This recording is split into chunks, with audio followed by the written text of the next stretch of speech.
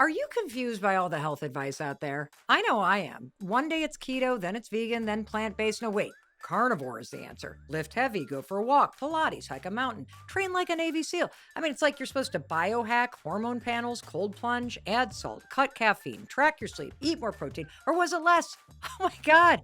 Anybody else out there feel like you got wellness whiplash?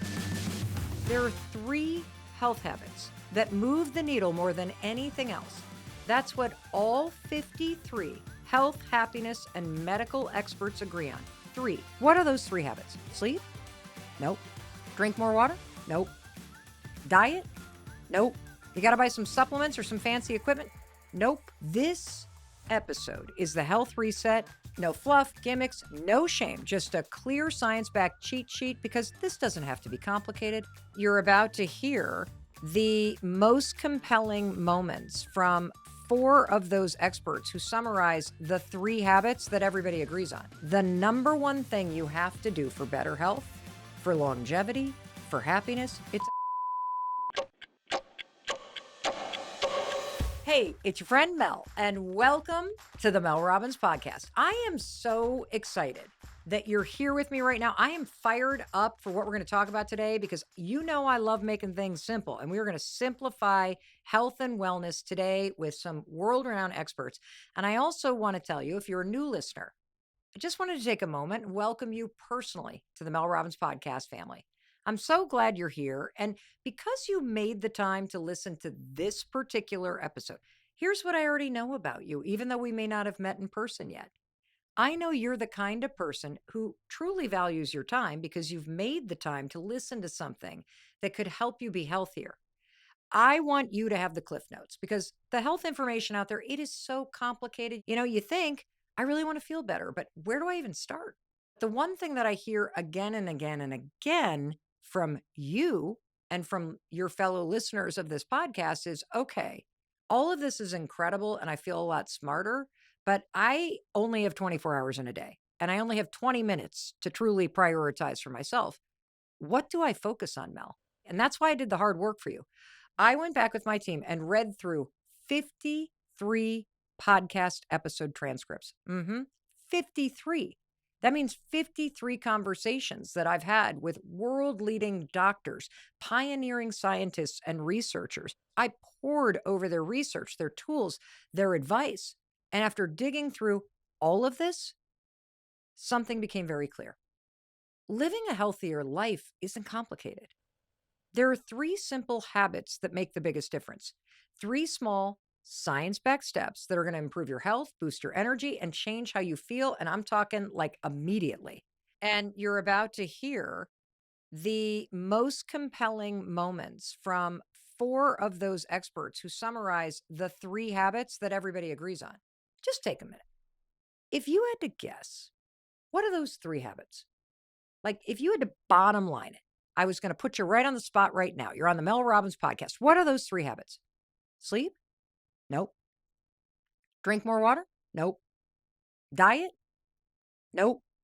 You got to buy some supplements or some fancy equipment? Nope. In fact, I'm going to come right out and predict that two of the habits aren't even on your radar. And while two of them are going to be a surprise, one of them probably isn't. And that's the one we're going to start with. It's exercise. Now, don't turn this off. I know you've heard everybody talk about how you got to move your body. But when you hear the first two experts that I'm going to bring on in just a few seconds, they're going to make a case for why exercise is like numero uno. This is the most important thing you can do. When you hear how they talk about it, you're going to be like, I'm in. Then the second expert that I'm going to bring on to talk about this is going to tell you the simplest way to do this. And it's not that hard and you don't have to buy anything and you're going to just love this. Because today on the Mel Robbins podcast, we're making health easy. We're bottom lining it for you. Okay. So you ready for this? Because we got three habits. We got four experts. The first habit's exercise. This comes up again and again and again and again. And so even though I hate to have to exercise, I know I got to move my body, and so do you. In fact, 18 medical experts that have appeared on this podcast has said the number one thing you have to do for better health, for longevity, for happiness, it's exercise. That's the number one habit. And let me be clear about something. I'm not talking about losing weight. This isn't about pushing some kind of workout or chasing the perfect body. We're going to talk about how exercise is the single best habit that will help you be healthy, that will help you feel great as you age, that will help you have a longer life. It's going to help you effectively beat disease. Exercise is how you create the energy so you can show up for yourself in your life. Exercise helps you become more focused at work. Exercise is going to help you be more connected with yourself and others. Every expert, I'm talking every single one, even the psychologists say the same thing. Exercise, it's not optional. You're designed to move. And I think you know this. Sometimes you have to hear it, and you have to hear it from somebody who is so well respected and just has a way of talking about it. And you also need to be told, you don't have to spend 60 minutes doing this. I can't wait till you hear the prescription of what to actually do to get the benefits of exercise immediately. Because the fact is, the most reliable, most effective thing that you can do to boost your mood, protect your heart, sharpen your brain, and add quality years to your life. Can I get an amen? This is the baseline. You want to feel better? You got to start here. Move your body. Because every world-class medical expert and researcher that I talk to says the same thing, including the single most respected scientist in the entire world. I'm talking about none other than Dr. Eric Topol. Check out the credentials on Dr. Topol. Dr. Topol is in the top 10 most cited medical experts alive today. His work has over 365,000 scientific citations. Let that sink in. 365,000. Dr. Topol is a pioneering cardiologist, a longevity expert. He's the founder of Scripps Research and a leader in genomics, AI, and precision medicine. His latest New York Times bestseller is called Super Agers. That book and his research in the book, research he's about to share with you, has been endorsed by 5 Nobel Prize winners. Your friend Mel Robbins, I'm not kidding around. I pulled in the heavies today, even though we're going to make this simple. And based on 30 plus years of research, Dr. Topol can boil down health to this. Exercise is the one thing that helps it all. And, I'm about to bring Dr. Eric Topol on, and I really want to set up what you're about to hear. Because world-renowned Dr. Eric Topol has crunched all the data and research on this, and even he is startled by the findings. He's about to explain to you that exercise is the single habit that can reverse your biological age. Take a listen. Turns out that exercise is the only thing we know that lowers our biological age. Okay, so the gap between your real age and your biological age is widened. There's nothing that we can talk about that exceeds exercise for decreasing our aging process, our body-wide aging process. And again, we wouldn't have known about this if there hadn't been all the science of aging. So let's just say, Dr. Topol, that I'm sitting in your office and I've brought along my husband, and he has not been taking good care of himself. And I have a feeling that you are often finding yourself being both a marriage therapist and a medical doctor with your patients. And I also have a feeling that there are a large number of people around the world who are going to not only be excited about what you're sharing for themselves, but they're going to share this with somebody that they care about. And so what would you prescribe as one of the most respected and cited researchers and medical doctors in the world in the science of aging? What is your prescription for the minimum amount that we should be doing every week? What would you say? As long as you are getting at least 30 minutes of constant motion, getting your heart rate up, taking your body out on the highway, if you will. Yep. At least 30 minutes 5 times a week. Ideally every day if you can do that. But if you're getting 5 days a week, typically when I talk to my patients, I'll say, all right, when are we going to do this? What time of day works for you? You're not a morning person. You're not going to also how are we going to do this? Are you going to go to the gym? Do you have some equipment at home? Or, can you go outside and walk or whatever? To fit that in, figure that out. And it not just the aerobic side, but then, things like bands to increase resistance, they're Mm-hmm. very inexpensive and Mm-hmm. they can be so much of a plus for promoting muscle strength. And things like, standing on one leg for a minute, alternating your course on each foot. And you'll notice quickly as you do this for weeks that, wow, I am more fit than I've been in a long time. I have better posture. I have, better balance. My And golf also swing is better. everything. Everything. And so we just can't do enough of this. And of course, the byproduct of this is we get that lesser biologic age, which is going to be helpful across the board for the major age-related diseases, cancer, cardiovascular, and neurodegenerative, like dementia, Alzheimer's. Those three diseases take more than 20 years to take hold. So if we plan enough in advance, we can prevent those diseases from ever occurring, and particularly those people who are at high risk. So it's an exciting opportunity that we're only realizing now that we have ways to prevent age-related diseases. I mean, let's be honest. When he really, in his most respected scientist sort of way, just lays it all out there, it's kind of unbelievable, right? Because it's right under your nose. I've already said this, but Dr. Topol is legit one of the most respected medical researchers alive on the planet. And he's telling you and I that we got to exercise because it just stimulates all of this natural amazingness that is in your body that helps you live longer, feel better, fight disease, have more energy. And it's not just him. Some of the most trusted, popular, and acclaimed medical experts that we have had on this show that range from all kinds of disciplines, like Dr. Stacy Sims from Stanford, who studies physiology and the science of exercise as it relates to women. Dr. Wendy Suzuki, who's at NYU, and she is a neuroscientist that teaches about and studies the brain.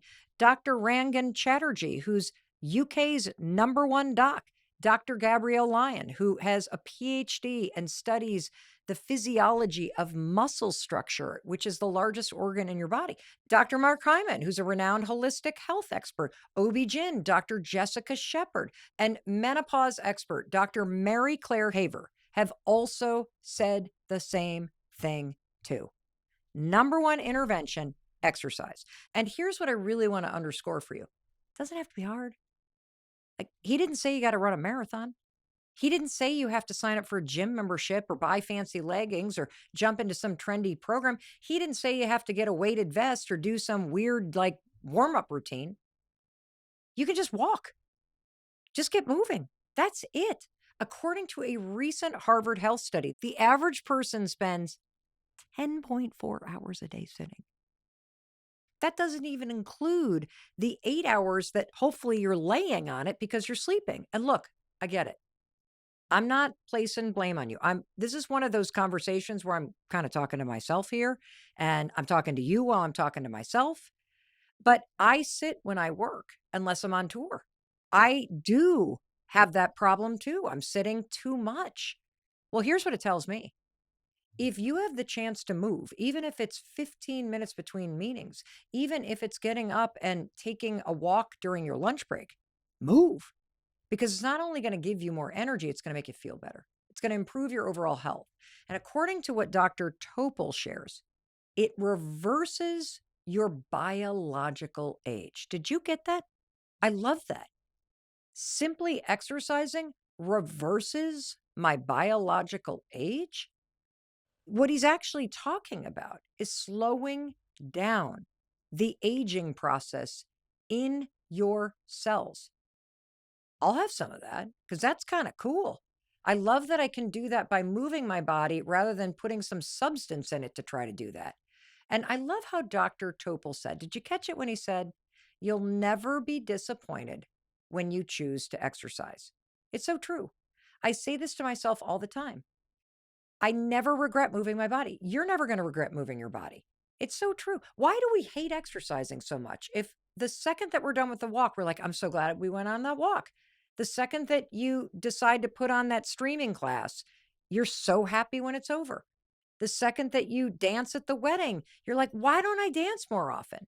I feel better after. It's like you have this little spark of pride. Like, yeah, I did that. That spark, it adds up and it pushes you forward. It reminds you of what you're supposed to feel like, right?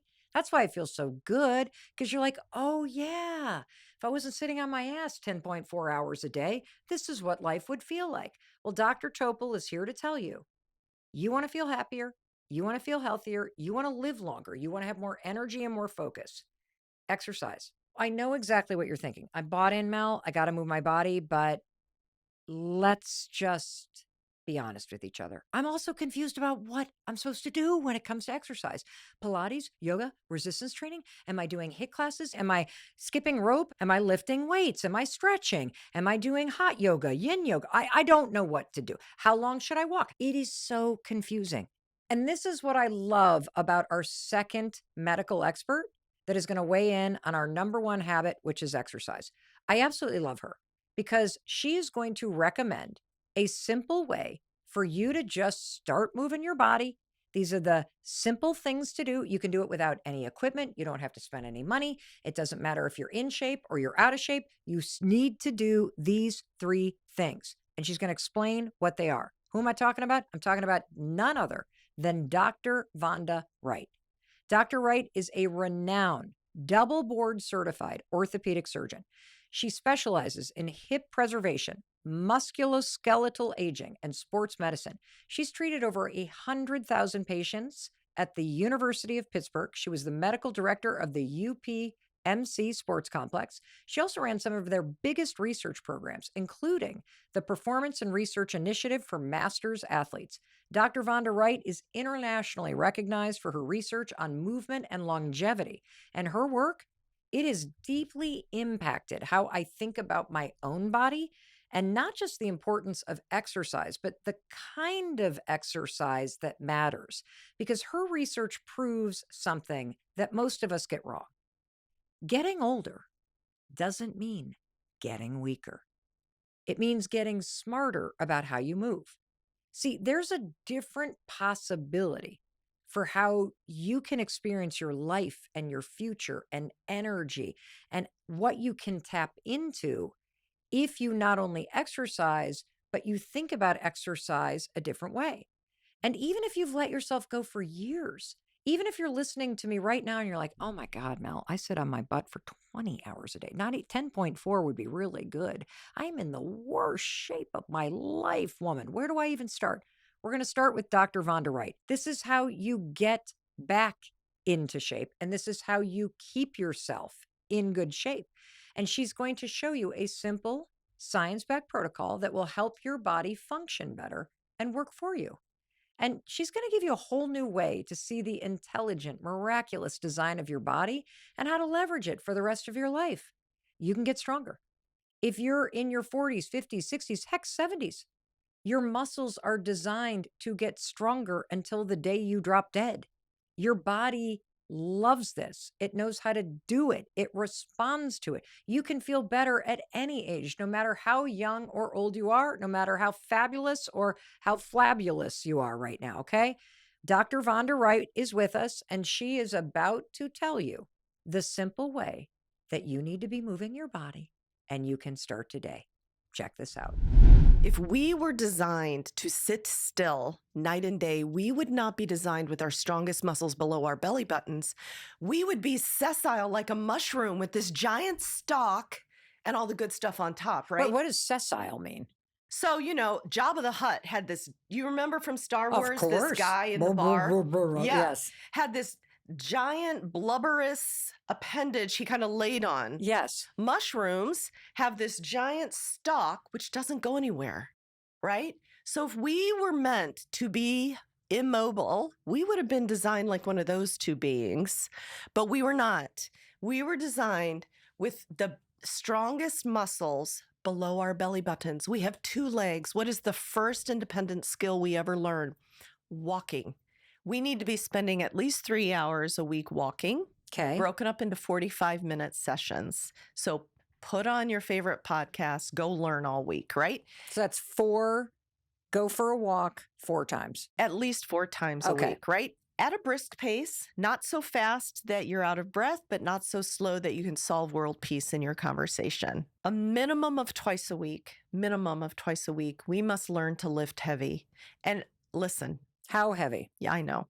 I don't expect you to power lift right out the door, but what I do expect you to do is learn to lift your own body weight. Every woman should be able to do 11 push-ups, regular push-ups. On the knees, okay? No.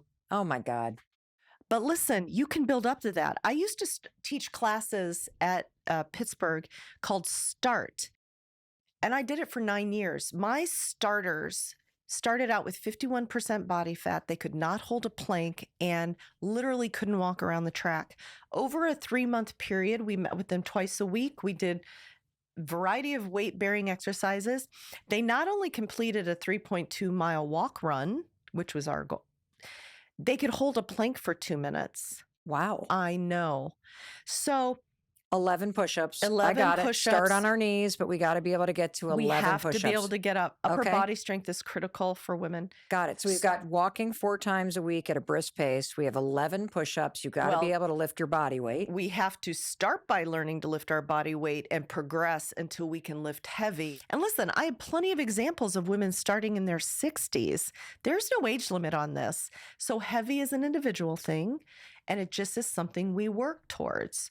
So walking, lifting at least twice a week, and then I work on balance every day when I brush my teeth. We're designed to move, remember? So mobility helps keep us healthy. What I think is very exciting is putting the power back in our hands. And as you're listening to Dr. Wright, she's basically saying your body is actually designed in this extraordinary, glorious way to work for you, to make you feel better, to build muscle, to help you live a full and amazing life. And if you really just consider all the science that you're sharing and the common sense that we'd be built like a mushroom if we were meant to sit, Yeah. and that your biggest muscles are from the belly button down and you've got legs to move them, or if you're in a wheelchair and you can't move, like you've got arms to roll yourself, Absolutely. that when you work with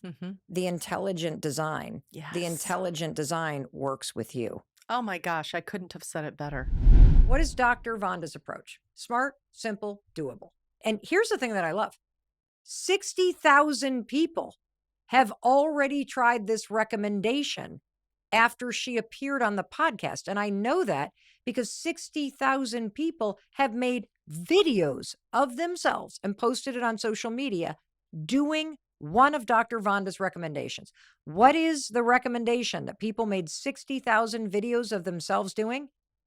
I'm talking about the 11 push-up challenge. Maybe you've seen this. Maybe it's popped up in your feed. It went crazy viral on TikTok. And if your first reaction was anything like mine, you probably thought, wait a minute, 11 push-ups? Like in the military? 11 push-ups? But here's the thing. Thousands of women in particular, all ages, all sizes, all backgrounds, proved they could do it. Because the 11 push-up challenge starts where you are. Go up to the wall and do 11 push-ups against the wall. Or if you're like me, drop it to the knees, drop it to the knees. Do the 11 push-ups on the knees. And eventually, as you do 11 push-ups against the wall, you can do that at 8:30 at night before you go to bed against the wall in your bedroom. You can do that holding onto a cane with one hand against the wall. You can do that. And here's what I loved. When 60,000 of you make a video where you take on the 11 push-up challenge, here's what it proved. I loved seeing how many of you, all ages, all sizes, all different backgrounds, all over the world taking it on. Now, I tried it. First time I tried it, I got to 4 on the knees. My triceps, not that strong. They're getting stronger though, because now I'm up to 11. On the knees, just to be clear, on the knees. I could do 11 against the wall from the beginning, but on the floor with gravity and the leverage and everything else and terrible form, 4. But I did 4 and I felt proud because I showed up. And I'm working toward that 11 off the knees. That's what matters. It's not about perfection. It's about progress. You were built for strength. And look, I get you maybe looking in the mirror like, it doesn't look like I'm built for strength. Yes, you are. Because strength isn't about looking a certain way. It's about functioning in a different way. I don't care if you're in your 20s or your 70s. Imagine how different you would feel. Like, just even take this on for a second. If every day you went for a brisk walk, if every day you balanced on a foot while you're doing the dishes and you got a little less wobbly, I can't even say the word, you got a little less that, and every day you did 11 push-ups. I mean, just stop and think. You'd feel really good. Because here's the truth, based on what Dr. Topol and Dr. Vonda Wright are teaching you. Exercise isn't just good for you. Exercise isn't just for gym rats. Exercise isn't just for fitness influencers. It's not just for people who are feeling young or people who are skinny. No, exercise is the single most powerful intervention you've got. And I know you've heard it a million times, but we're talking about it today because two of the world's most respected experts, Dr. Eric Topol and Dr. Vonda Wright, are here to tell you, you already have within you everything that you need to have a healthy life. And exercise is the secret to unlocking it. And don't make it hard. Make it simple. Step one, walk. Just take a walk. My husband and I take a 12-minute walk every day. We walk out the driveway and down to a certain point, and then we walk back up. So roll out of bed and go to walk. Walk on your lunch break. Walk when you're overwhelmed. Walk after dinner. Frustrated with your partner? Take a walk. Hit a wall on that project and you don't know what to do next? Take a walk. Move your body. Step 2 from Dr. Vonda Wright, 11 push-up challenge. 11 push-ups. Can you imagine how different you would feel in 3 months? Heck, 3 days if you try 11 push-ups every day. You can't do 11 yet? That's okay. Do 3. Do 1. Walk up to the wall. There's no shame in that. Do a push-up on your knees like your friend Mel Robbins. Just start. And if you want a pro tip, set an alarm. Set an alarm. I'm not one of those people that can roll out of bed and just drop to my knees and do the push-ups. A lot of people knock them out that way. Not your friend Mel Robbins. Set an alarm. Set it for 11:11. We're going to use angel numbers. 11:11 is the time to drop down to those knees, step up to the wall, punch out 11. We're ready to go. Step 3, train your balance. This is so easy. It's crazy. While you're brushing your teeth, lift a leg. You're exercising. I mean, you're brushing the scum off your teeth and you're working on your balance. How cool. Then switch. You're washing dishes, lift a leg. There you go. That's how you do it. And I want you to start using your body the way it was built to be used. Alrighty, enough with habit number 1. Any guess what habit number 2 is? Simple habit. The benefits are immediate. Going to make you live longer, less stressed, be healthier. What do you think this habit is? Again, think 53 episodes. Scientists, researchers, medical experts, psychiatrists, psychologists, happiness researchers. What's the health habit number 2? You ready? Put the phone down.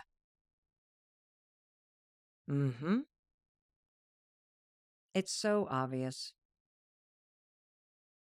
Less scrolling, less screen time. Like, just stop and think from a health perspective. What is it doing to your brain? What is it doing to your nervous system? We're talking about your health, both your mental health, your physical health, your relationships, your time, your life, your energy, all of it. Everybody, including you, is addicted to their phone. You, me, everyone. I am a recovering addict, period. The phone is glued to your hand. And you don't realize how much it is not only draining you of your time, but is draining you of your life force and making you unhealthy. And you might be thinking, oh, come on, Mel. That nightly scroll on TikTok and Instagram, that's not bad. It is. It is. According to Dr. Adam Alter, a top researcher at NYU and a best-selling author, if you add up the amount of time that the average person, that's you and me, The average amount of time in your life that you spend scrolling. How much of your life do you think you're going to waste scrolling? Nope. It's way worse than what you think. 20 years. 20 years of your life. Zzz, gone. Gone. Into what? Meta? Into where is it? Like, just let that sink in. I don't think anybody gets to their deathbed and they're like, oh, God, I should have spent more time on my phone. I really blew it. I really blew it. Oh my God, my life would have been so much better if I had just spent more time on my phone. Of course not. And here's the thing, that's a real number. In fact, the Pew Research Institute says 31% of Americans are online almost constantly, 2.5 hours a day, just scrolling through social media.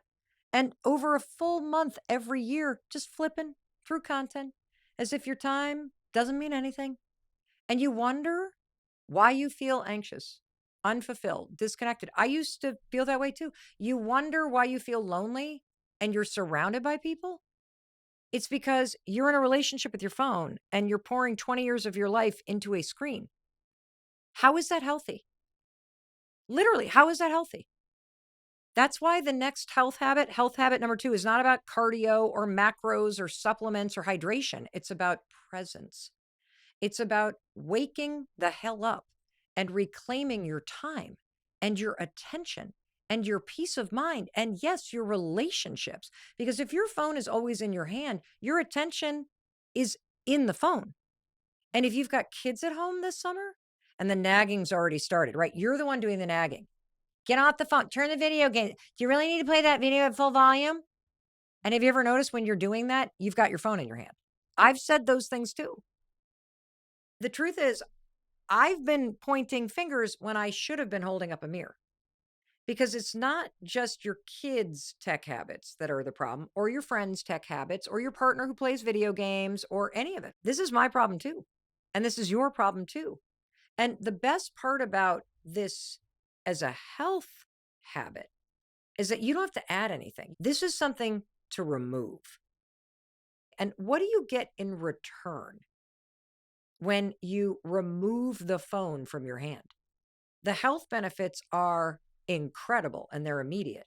You feel more connection, more joy, and yes, you have better health. In fact, there was a study that came out a week ago. This is a peer reviewed study that has been widely reported now, where researchers and scientists restricted people's access to a smartphone for 72 hours. And check this out. In just 72 hours, let's talk about the health benefits to your brain. They saw brain activity changing in the areas of the brain that are about impulse control and cravings. And more importantly, 72 hours of restricting access to a smartphone resets your dopamine and serotonin systems. This is so important. And it's also about connection, because the more that you're present, the more you're present with the people that you care about, the more connected you are and in the moment, the more joy you feel. And yes, the healthier you are. You want to know why you're so stressed out all the time? It's all this time you're pouring into staring at other people living the lives that you think that you should be living. It's reading these headlines that are making you panic stricken. It's constantly being online and lying to yourself and saying that you got to be online all the time or you're going to get fired. It just breeds more stress. And so if you want to live longer, if you want to enjoy your life more, if you want to be healthier and happier, of course you do. Habit number 2, restrict the amount of time you spend on the phone. One of the ways that I do this has changed my life. It has changed my life as much as exercise, is I don't have my phone on my person.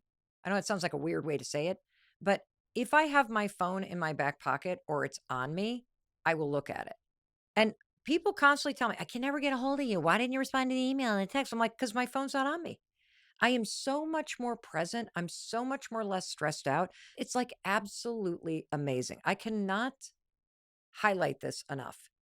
And in order to bring habit number 2 home, I wanted you to hear the reason why this is so important from one of the most powerful voices in psychology and parenting today, Dr. Shefali. And the reason why I'm bringing in parenting is because, we often tell our kids what to do, but that's not actually how you parent. Your kids are watching. They're watching your example. So as you're shouting at everybody to get off their phones and to be present, and then you turn back to your phone and start scrolling again or working, you're not modeling what you're saying. Dr. Shefali is a clinical psychologist with a doctorate from Columbia University. She's one of the most cited and respected voices in the field of family dynamics, and she's also known as the pioneer of the conscious parenting movement. Now, her work blends Western psychology with Eastern philosophy in a way that's both simple but profound and very, very practical and relatable to life in the modern world. Dr. Shefali is a New York Times bestselling author of 7 books. 7. She hosts an incredible podcast called Parenting and You. And here's what she has to say about technology. She says it's affecting the way you show up for yourself and for the people that you love. Like, just think about that. Technology isn't just robbing you of your time, because you know that, and that's not causing you to change your habits, because technology is designed to make you addicted to it. But when you start to think about it as impacting your health negatively, I mean, of course it does, because it makes you depressed and anxious and stressed out. It wastes your time, which makes you depressed and anxious and stressed out. It shoves all these examples and comparison in your face, which makes you stressed out, anxious, and depressed. And when you're looking at your phone that much, guess what you're doing? You're sitting on your rear end. And so you're sedentary. But when you also add in the way that your addiction to technology is making you miss your life, and it's making you not be present for the people that you love, you got to have boundaries with it. And I want you to listen really closely, because I'm going to begin with a question to Dr. Shefali, because I think it's important to get the Google Earth point of view. How is social media from a health standpoint and relationship standpoint impacting kids, and in particular, their relationship with their parents and their friends? This is what Dr. Shefali had to say. And I know it's being talked about a lot, but I think it's never enough. Yes. How disconnecting social media is. What used to be a photo on your fridge being commented upon by your nasty auntie is now out there for the world to comment on. And young children, teenagers especially, are not equipped to handle that degree of self-criticism, that degree of scrutiny, judgment, scorn, degradation, racism, ageism, sexism. They're not yet equipped. So when we allow our children to be exposed to this vast milieu of strangers and their toxicity into your child's life, you're actually not protecting your children, right? Just like you wouldn't let them go and travel the world when they're 8, because who knows who they will meet, and can they navigate the scary, risky territories of the unknown foreign country. In the same way, giving your child access to strangers in such an indiscriminate way is like saying, here, go. If you get raped, if you get, damaged, if you get stolen from, oh, well, that's what's happening to our children's psychology. And that's why our children are showing acute signs of distress. Are we listening? No, we're not. Right. We're not. Right. We've disconnected even more, right? And this is because we as parents are not grounded in our own present moment. The present moment scares us so much that we're so relieved, right? If you look at any bus stop, any train station, where are we looking? Down on our phones. I'm guilty of this 100%. And I have to catch myself and go, oh my goodness, where did the last 10 minutes go? And life is telling us, life is always reminding us, hey, listen, I'm fragile. Don't waste me. I'm not here forever. Pay attention to me. I'm beautiful. I am your greatest dopamine hit. I'm the greatest intoxicant of euphoria. Pay attention to me. I'm for free. Life is always beckoning to us, but we're not paying attention. Then we have children and we don't pay attention. Then we have the relationship and we don't pay attention. And then we have the terminal illness.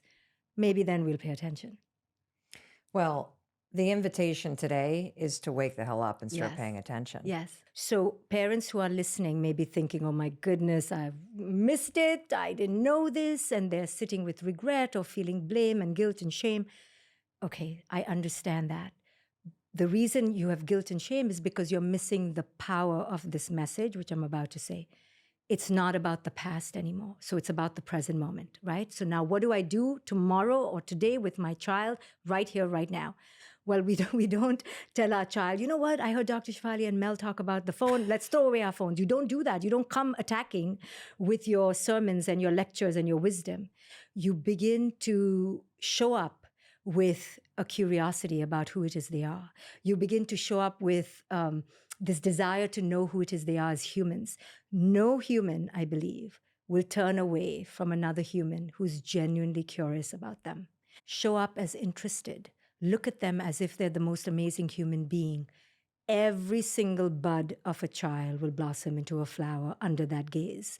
There's no human being. It may take time, depending on the ravages of the wreckage of the past, but no human being will turn down from somebody who's looking at them as if they're the only person on earth. Now, if you begin to look at your child and give them that unconditional whole presence without tarnishing them, without seeking to fix, micromanage, do their hair, change their clothes, give them advice, they will blossom under your gaze. They will come to you like a flower to the sun. It is human nature. This is what we're seeking at the most desperate level. This is the reason why we go to our phones. So if you go beneath to the need. Why are our children going to the phones? Why are we going to the phones? It's because it gives us safety. It gives us security. It allows us to check out from our anxiety. Okay, so now if I can provide that for my child and for my loved ones, they will come to me. They will prefer me over the phone. But you have to become that energy. You have to become the energy greater than the phone. You have to be the dopamine hit bigger than the phone. You have to be the attractant larger than life. And I'm not saying wear a clown suit and do gymnastics and back wheels. You just have to show up with that unconditional curiosity and acceptance and validation and celebration of the other human being, and they will come to you. I love this. I love this because it's within your power. Yes. To shift yourself. Yes. And to radiate something different. Yes. And I can see that I often in the past have led with, I'm going to criticize. Right. I am going to try to control what you're Right. doing. Right. If I shift that to how can I be connected to you and how can I be curious about you? Right. So lead with the curiosity and the connection. Let that radiate. Yes. I tell every parent when you are sitting with your child or another loved human being, check your energy. How are you showing up? You take care of how you are showing up. The shine in your eyes, the tilt of your chin toward them, the unremitting gaze upon them. And if you keep aligning to that presence, sooner or later, the person in your presence will feel that energy and they will gravitate. They will be magnetized to you. That's why we go to spiritual teachers, because they've done that work. We feel free in their presence. So that's the calling that I want parents to rise to. Isn't that such a beautiful invitation? I want to read some of this to you because we just went from health to holy moly profound. I just love what she said.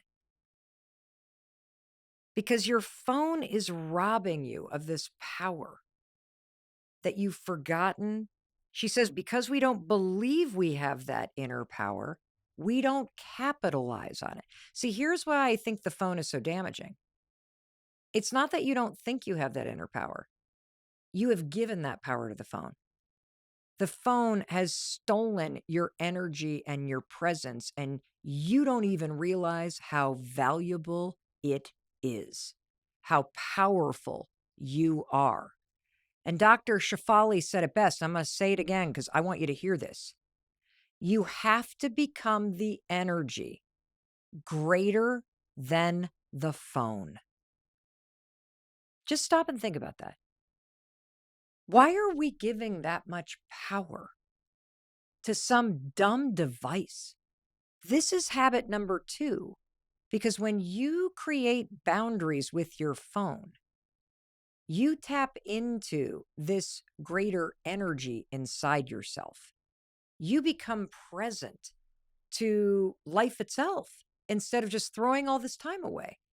And, if you're anything like me, you're probably sitting there thinking, God, she's so right.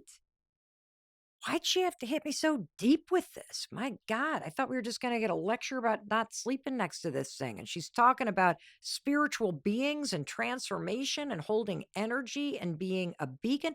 You've been around people like this, haven't you? Where you walk in the room and they're just so present that you're drawn toward them. You're wired like that. No, I'm serious. You are wired like that too. You are a beacon. And you don't remember that when you're on your phone. And you've had that experience, haven't you? Where you've been sitting next to somebody that you love. You're in the same room. Maybe you're sitting on the couch and you're both on your phone. Two beacons that have the ability to generate magic and energy and connection, just completely checked out and disconnected. And then you wonder, why am I so lonely? Why do I feel so disconnected? Look at your hand. You gave all the energy. You and this incredible beacon that you are poured it right into the phone just to make Meta wealthier. Let's stop that and let's get real. That's why getting off your phone is one of the top 3 health habits. It's why it matters. It's why it goes so much deeper than all the research that we know, that it's completely rewiring your brain and screwing up your serotonin and your dopamine and your reward centers and your cravings and impulse, and it's making you stressed and worried and anxious and all that stuff, and it's designed to keep you on it. It's making you miss out on so much of your life while you're spending all your time watching everybody else's life unfold online. And, I mentioned that I am boiling this down to 3 habits because we looked at the transcripts of 53 podcast episodes from the Mel Robbins podcast, and expert after expert after expert brought up the phone. Harvard's Dr. K to MIT and King's College of London's Dr. Tali Sharot to Harvard Medical School's Dr. Aditi to MIT's Dr. Jeff Karp, and so many others agree. The phone is killing you. And you don't need a massive detox. You don't need to throw your phone in a lake, although I'm sure there's days that you've considered it. Just start small. An hour a day. That's it. Put the phone in a drawer, a basket, your purse. Keep it in your car. Put it in the corner of the kitchen like I do. Make it a habit to not have it on you. Have it somewhere else. Set an alarm. Let the phone remind you that it's time to get off your phone. When you take a walk, zip it in your fanny pack with the doggy bags, because that's where it belongs, where the poop goes, because it is not a positive thing. Dinner time, morning coffee, keep it off the table, because 1 hour changes everything. 72 hours resets your dopamine and your serotonin, according to recent research. But 1 hour will help you take your life back. I mean it. I know I sound like really like pie in the sky, but this has been a huge change for me. A huge change. I do feel that energy that Dr. Shefali is talking about. I look at that phone and I'm like, not right now. I'm more important than you are. I don't have time to waste. I want to stay present. If you do the same thing, you're going to start to feel differently. You're going to get time back. You're going to find yourself more focused. You're going to be present to the people around you. And they're going to be noticing that you notice.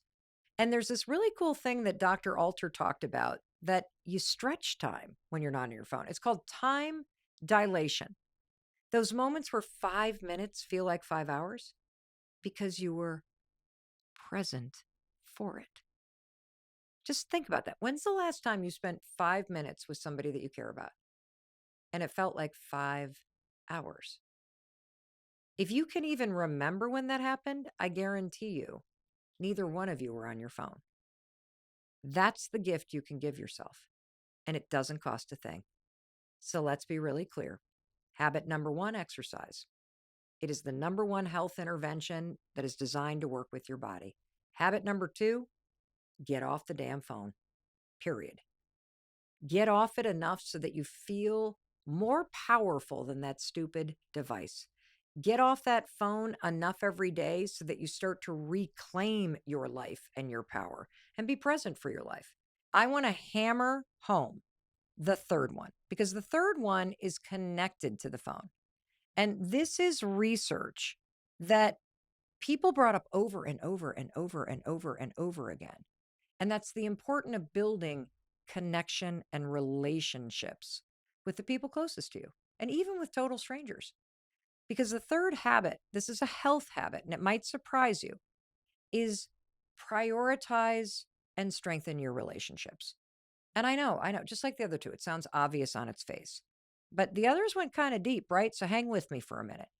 Because you do know that relationships matter. And I also know because I read all of your letters that come into the inbox, and I see that a lot of you are feeling lonely. You don't know where your friends went. Some of you that are older, your friends have died. Those of you in your 20s, you feel like you don't know where your friends went because everybody's scattered after school. In your 30s, people are starting to get married or have kids. You may be single, you may be moving. And so it can feel like it's hard to stay connected to people. But here's the thing. And I don't want you to just hear me say this. I really want you to allow the truth of this to sink in. Because if you just sort of roll your eyes and you just listen to the podcast or watch the podcast on YouTube, you're going to miss that this third habit is the most powerful thing you can do for your physical, emotional, and mental health. It's not what you eat or how often you work out. It's your relationships that determine how long you live and how good you feel while you're living your life. Now, let me say that again. Your relationships are the number one predictor of health, happiness, and longevity. Now, that comes straight from one of our most cited guests that have ever appeared on the Mel Robbins podcast. I'm talking about Dr. Robert Waldinger. Dr. Waldinger is a medical doctor. He is a Harvard professor. He is the director of the Harvard Study of Adult Development, which is the longest running study on happiness and health in human history. It started all the way back in 1938. It is still going on today. He is the fourth director of this study. And here's what the data shows. The people who live the longest, who stay the healthiest, and who feel the happiest, they're not the richest. They're not the most disciplined. They're the people who have worked at maintaining and creating strong, supportive relationships. Now, I want to tell you about the part of the study that shocked the researchers the most. The single biggest health benefit wasn't just emotional. So let me say that again. When you cultivate and prioritize strong and supportive relationships, the health benefit isn't just that you feel better, because of course you'd feel better. If you have friends, you feel better. If you're close to your family, you feel better. You're not so lonely. But the biggest health benefit was physical. Warm, meaningful relationships, they reduce your risk of chronic diseases like diabetes and heart disease. Why? Well, because relationships help you regulate your stress. Like, you know how you feel when you see somebody who just gets you? You know how good it feels? Like your shoulders just drop. When you hug a friend or a family member, your breathing slows, you can exhale. But when you don't have people to lean on, when you don't have great friends, when you're not connected to people in your community, you know what happens? Your stress hormones stay high. Your immune system gets fried because you're alone, and that makes you feel unsafe. And slowly but surely, you know what happens? Your body starts to break down. I hate this. I mean, this makes me so sad. And get this, researchers could predict who would be healthiest at 80 just by looking at people in their 50s. And they didn't measure cholesterol. They didn't count their steps. They didn't look at body mass index. They didn't see like how many like bench presses they could do or how far they could run. They simply asked one question of people in their 50s. How happy are you in your relationships? One question. How happy are you in your relationships? Let me ask that to you right now. How happy are you in your relationships? Now, you may be sitting here thinking, okay, Mel, I am not happy. I don't have the kind of connection right now. What I am alone. Like now you're making me scared, woman. I want you to hear this. Loneliness isn't a flaw. It's a wake-up call. It's a signal. It's kind of just like hunger. You know how when you get hungry, that's your body going, ding, ding, ding. dummy, you need to eat something. Or when you get thirsty, that's another signal. Ding, ding, ding, need some water over here. Your body sends you signals as a way to wake you up and tell you, hey, there's something that we need over here in order to live a good life. I need some food. I need some water. I need to move my body. Otherwise, I feel, I need to get some sleep. Otherwise, I feel tired. When you're lonely, you're just missing connection. That's it. There's nothing wrong with you. Heck, maybe something happened. Maybe you went through a divorce. Maybe you lost a job. Maybe you lost somebody you love. Maybe your good friends moved away, or what's happening with my parents right now. A lot of their good friends are starting to die. I mean, that's so sad to say. Or maybe you're in your 20s and people are going off to graduate school, or they're moving in with their significant other. People are moving to the cities they've always wanted to live in. And now you're starting to go, I'm kind of lonely. There's nothing wrong with you. This happens in all different ways and times in your life. And it's just a signal. You're missing connection to other people. And you don't need to fix your whole life to feel better. You can do this. You've met people your whole life. What if I told you? What if I told you that some of your most favorite people are not in the past? You haven't even met them yet. They're on the road ahead.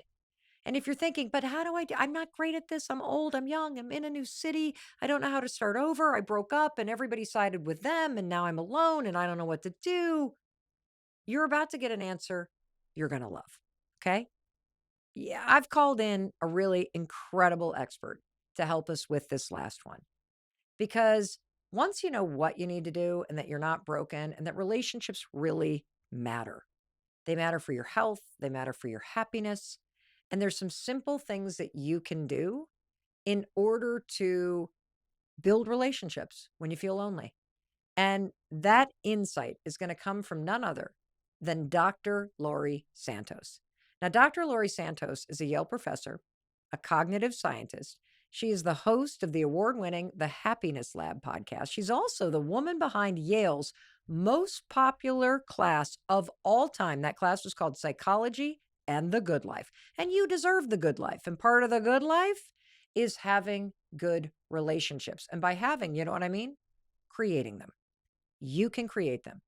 Over 5 million people have taken this course. And so today, Dr. Santos is here to bring the classroom to you. She is going to give you the steps that you need so that you feel more connected, even if you're lonely, even if you're introverted, even if you don't know where to start. You don't need to know where to start because Dr. Santos is going to tell you exactly where to start. So I want you to listen to the research Dr. Santos is here to share with you. Check this out. Pretty much every available study of happy people suggests happy people are more social.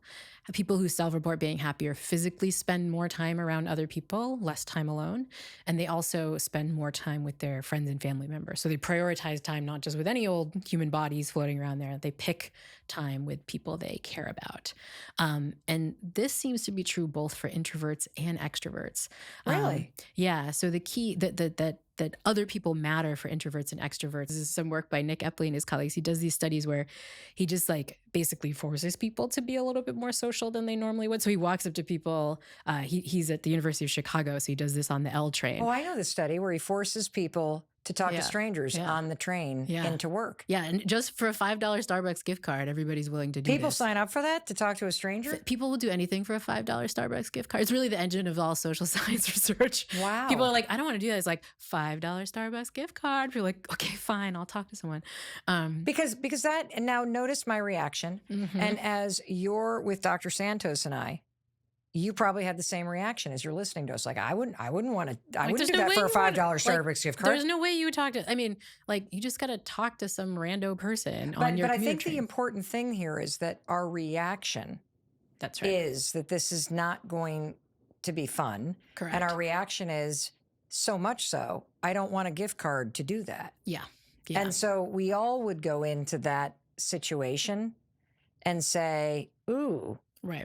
But what did the research find? Well, Nick actually did that comparison. He asked people, hey, if you were in these two conditions, like, first of all, would you do it? And how would it feel?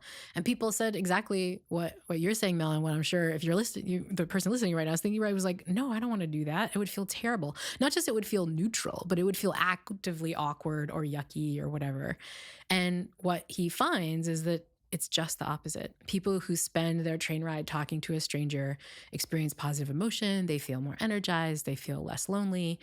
And in fact, enjoying your solitude on the train kind of makes you feel a little anxious, yucky. I mean, we can kind of simulate. You're like, oh yeah, if I tell you, yeah, just don't talk to anyone, enjoy your solitude. What happens? We start ruminating, we get in our head, right? And so just this simple act of talking to a stranger makes us feel good. But the reason I love Nick's research is he tested this extrovert introvert question. And what he finds is that there's no difference in the happiness boost that extroverts and introverts get. Where there's a difference is on that prediction question. If I ask you, hey, how bad is it going to be to talk to someone on the train? Extroverts think, pretty bad. But introverts think like, bad, like bad. Yeah, like the most horrible thing. But what's striking is they're wrong. I do think it's a skill to just learn how to talk to people. Let's say we're ordering an egg sandwich. As a person's ringing me up, I'm like, hey, how you doing? And most people kind of look at you like, oh, hi. And then I'm like, oh my gosh, I love your nails. And oh, well, thank you. And a compliment. Yes, huge. And a smile. Like what I find is it's almost like popcorn. If I walk in and I'm a popped kernel and I'm warm, there's something about complimenting somebody's socks or complimenting their nails or being like, even if they serve you the cup of coffee, you're like, oh my gosh, that's so beautiful. Thank you. Oh, I really needed this.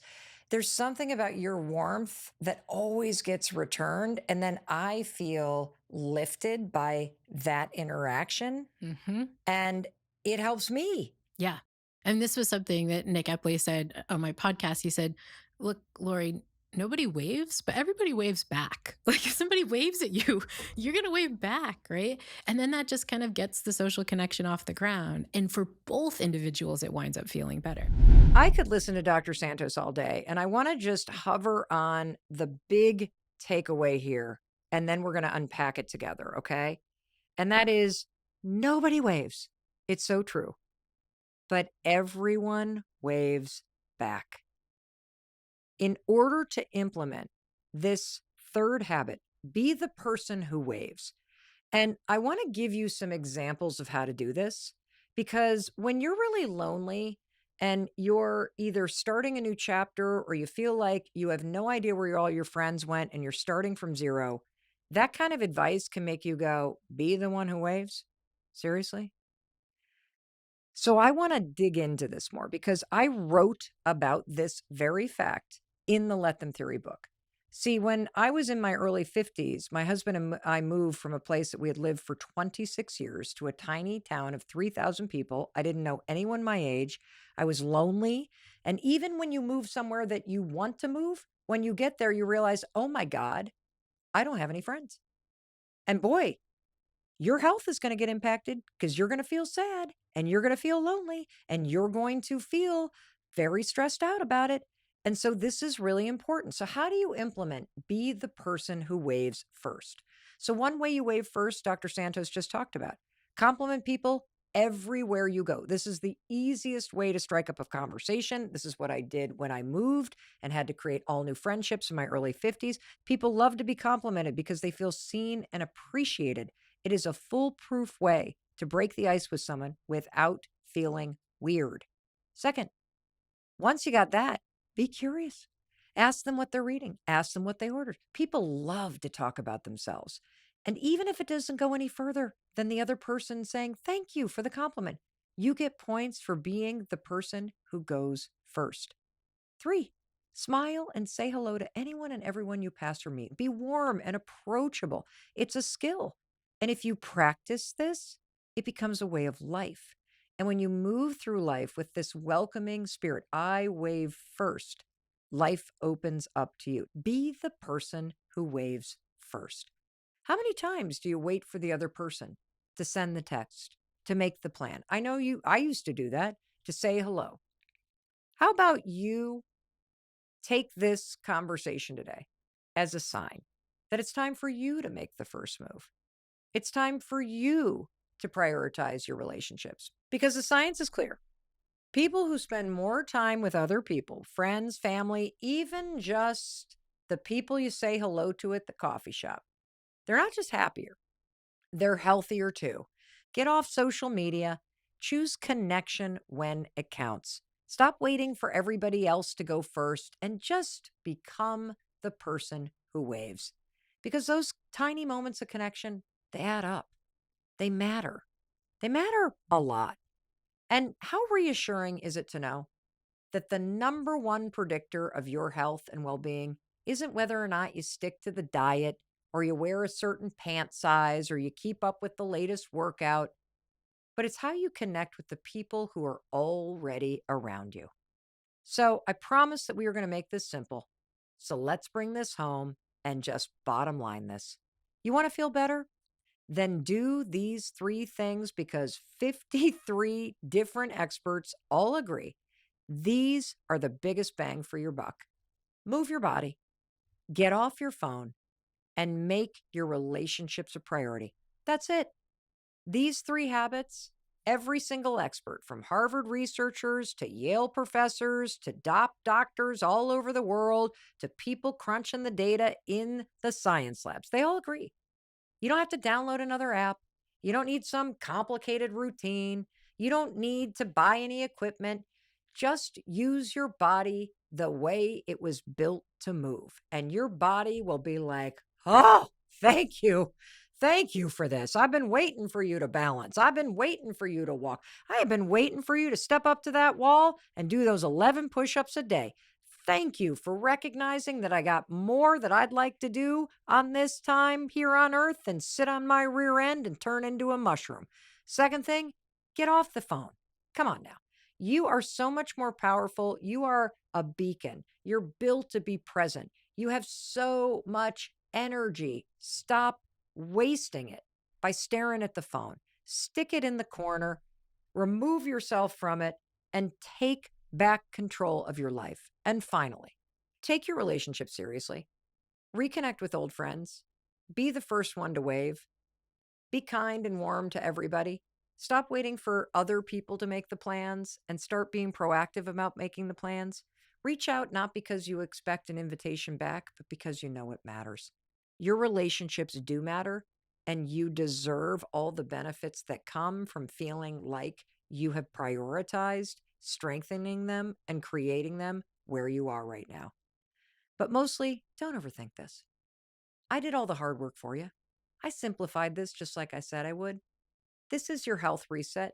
3 simple things that you can do right now, that you can start right away. That's what we did today. I'm so proud of you for listening to something that not only simplified all of the amazing research about health, but made it accessible and I think really important to do. And in case no one else tells you today, I wanted to be sure to tell you that I love you and I believe in you and I believe in your ability to create a better life. And now that you have the science and you've got the 3 simple habits, now go put it into practice and know that your friend Mel, I'm going to be right here cheering you on every step of the way. And certainly I'll be waving at you. Alrighty, I'll see you in the very next episode. I'll be waiting to welcome you in the moment you hit play. Thank you so much for watching all the way to the end. Thank you for being here with me on YouTube. I love creating these videos for you. And I want to thank you in advance for sharing this with people and being generous with these 3 habits and all of this research. I also want to thank you for subscribing. If you're not a subscriber, hit subscribe. It's one way that you can show me I'm always showing up and supporting you. It's one way you can show a little support back. Thank you for doing that. And I know you're thinking, all right, Mel, what should I watch next? This is definitely the video you're going to love to watch next. And I'll be waiting to welcome you in the moment you hit play. I'll see you there.